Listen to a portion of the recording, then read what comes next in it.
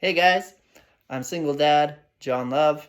I've been away for a couple weeks, and that is because my kids and I have been extremely sick.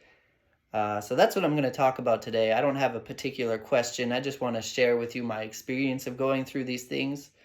When my kids get sick, or when I get really sick, the whole world stops. In my eyes, nothing can happen. Nothing functions right. Everything that can go wrong continues to go wrong. So, how it started was about 3 weeks ago. We went to visit my sister, and I'll give her a shout out here. She's got her own YouTube channel.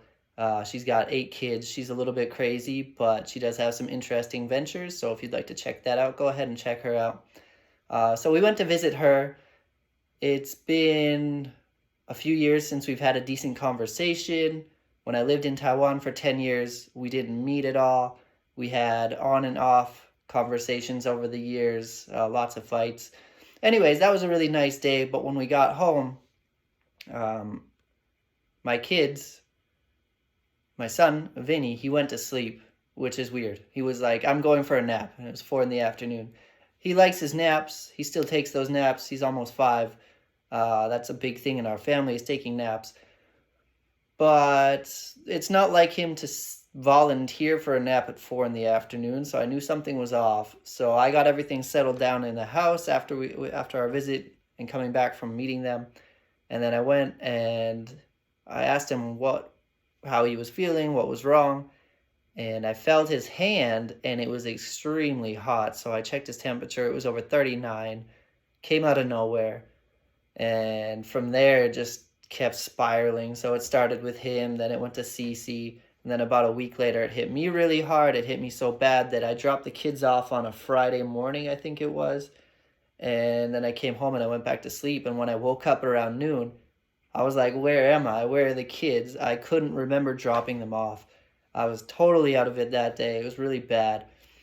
Whenever we get sick, this sort of thing happens a lot. I don't think I've ever been this sick though. I think it has to do with moving, different strands of COVID maybe, or flus or colds. I don't know what it is. I didn't test for anything. We just stayed home. We tried our best to stay away from everybody. We did what we had to get better. We had a drawer full of medicine from Taiwan because I knew there's a medicine shortage in this place. Don't know why. Um, so it's been a really big struggle for the past few weeks. When I got better, Vinny and Cece did all right during that time. They took care of themselves. I was really happy. That day that I said I couldn't remember taking them to their preschool, that night I gave them dinner. I had them shower themselves. I just stood and I told them what to do. Couldn't move. And I made sure they were okay. And then after that, I dried their hair. I made sure they were getting their clothes on. And then I lied down and I was out, and the kids put themselves to bed. So I really have to say props to my kids for being absolutely amazing in that point. They're not always that good, but they were super good during the times I was really sick. So after I started getting better, then another one of my kids got worse. I can't remember who it was. It's just been going like this for 3 weeks. I think it was Vinny. He got sick first, and then then he threw up, and then Cece threw up a couple days later, and then I was sick again, and it was like this for the last 3 weeks. I lost my voice completely at one point. Vinny got called home after being better because he had a fever again. Cece had to stay home once because she was throwing up. It's been a nightmare. Um, so how this hits me personally, number one is really, really hard because there's nobody else around to say, hey, can you come and cook dinner? Can you help take care of the kids for a little bit? Uh, Maybe I could call someone. I did try and call my sister that I said we had many problems with, and I said I need a break at some point. She turned me down. She said that it's too much trouble for her, so that's her own thing. At least that's the way I took it. That's the way I interpreted it. And um, yeah, it's pretty lonely, and I've definitely been down, really, really down. Not just energy wise, but like mentally. Total depression just hits because there's no one around to say, please just do this for me.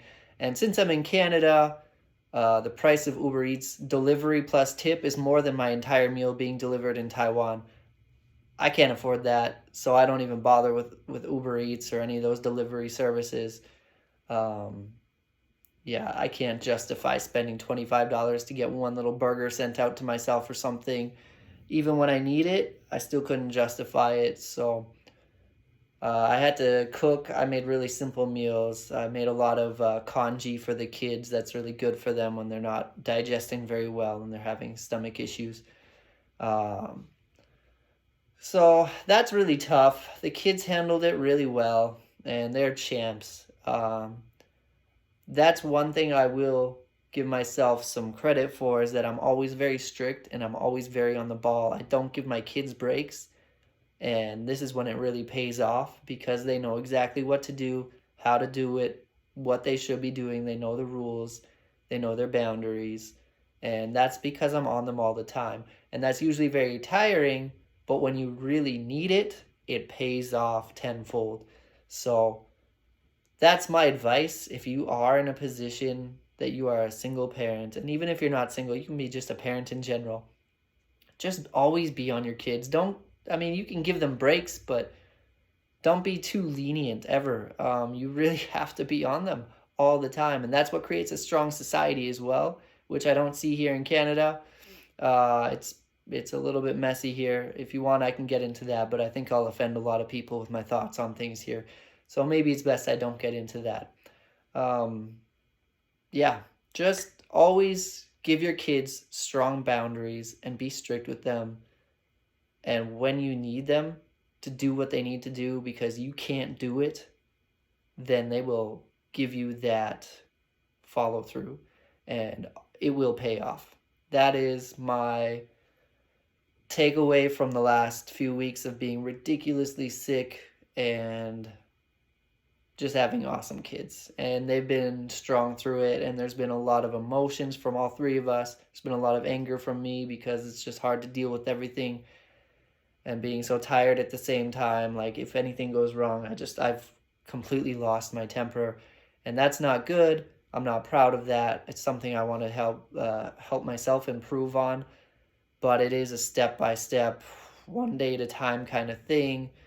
So anyways, I've been away for a long time. I've got a few things I want to say. This is the first video that I'm going to start with, and thank you for listening. How do you handle it when you are just exhausted, if you really don't have anyone to go to or you don't feel comfortable going to someone? Do you have any advice that might help me if that situation happens again? Please let me know. Comments, links to videos, whatever you can do to help me out. And I hope that this video has helped you out.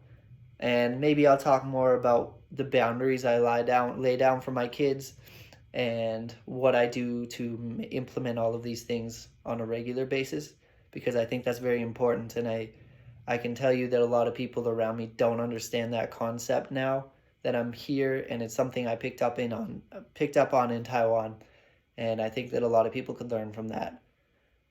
So yeah, comments. Let me know what you do when you are struggling, when you don't have the energy to deal with your kids, when you can't deal with your kids because you physically are inept or whatever. Please let me know. Thank you very much.